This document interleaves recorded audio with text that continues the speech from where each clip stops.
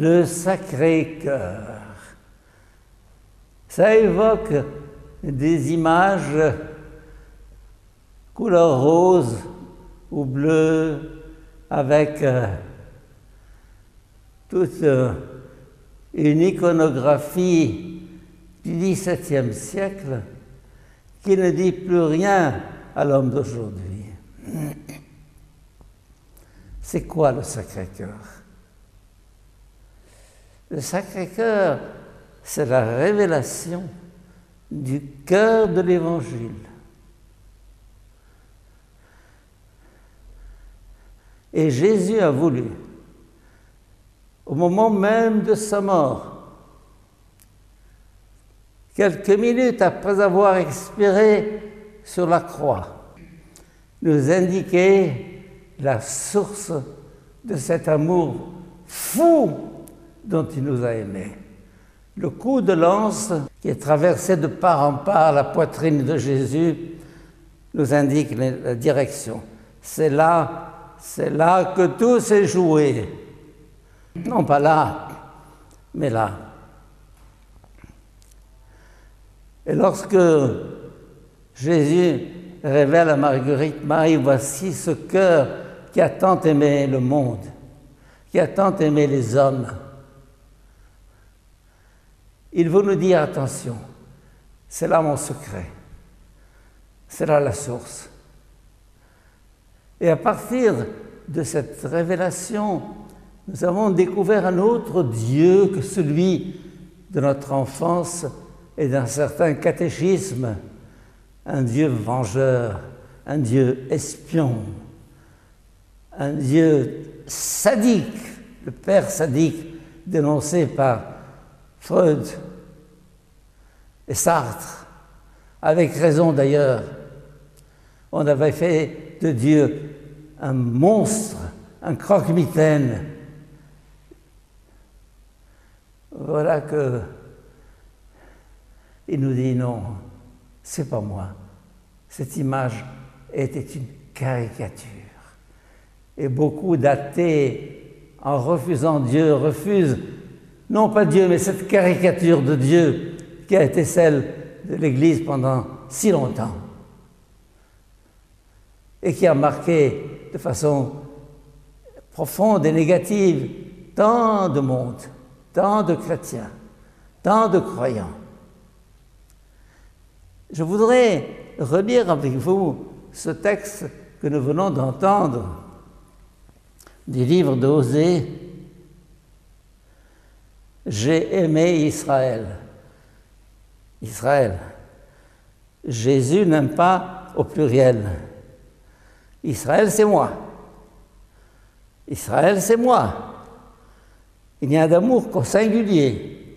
J'ai aimé Israël. Et pour bien montrer qu'il ne s'agit pas d'une abstraction, il dit, c'est moi qui lui apprenais à marcher, en le soutenant de mes bras. Oh. Je vois une maman accompagnant son petit, faisant ses premiers pas, attentive à ce qu'il ne tombe pas trop bas, ni qu'il se fasse mal. Je lui apprenais à marcher. En d'autres termes, le Dieu qui se révèle déjà dans l'Ancien Testament, plusieurs siècles avant Jésus-Christ, c'est une maman. C'est une maman. Je lui apprenais à marcher en le soutenant de mes bras. Quoi encore? Et il n'a pas compris que je venais à son secours. Je le guidais avec humanité par des liens de tendresse. Dieu de tendresse et d'amour. Oh, que nous avons mis de temps à te comprendre et à te connaître, Seigneur. Pourquoi? Pourquoi? Je ne comprends toujours pas comment l'Église a pu oublier ce message qui pourtant précède de plusieurs siècles la venue de Jésus. Je le guidais avec humanité par des liens de tendresse, je le traitais. Écoutez cette phrase, je le traitais comme un nourrisson qu'on soulève tout contre sa joue. Vous, les parents qui m'écoutez,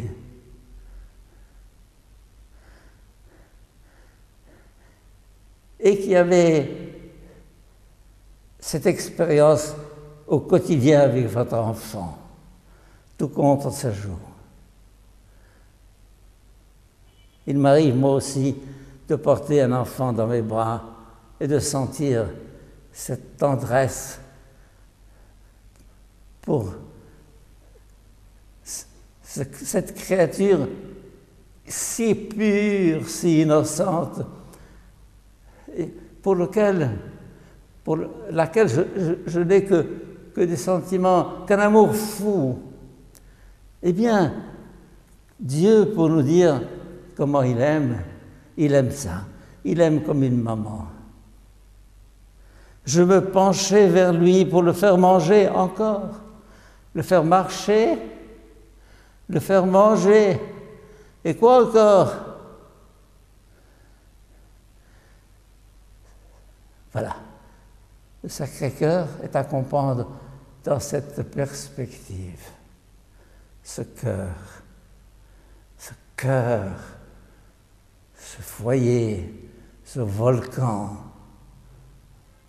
C'est lui qui a vaincu le monde et par l'amour. Il a voulu, dans les derniers jours qui sont les nôtres, nous indiquer le chemin de son cœur. Voici ce cœur.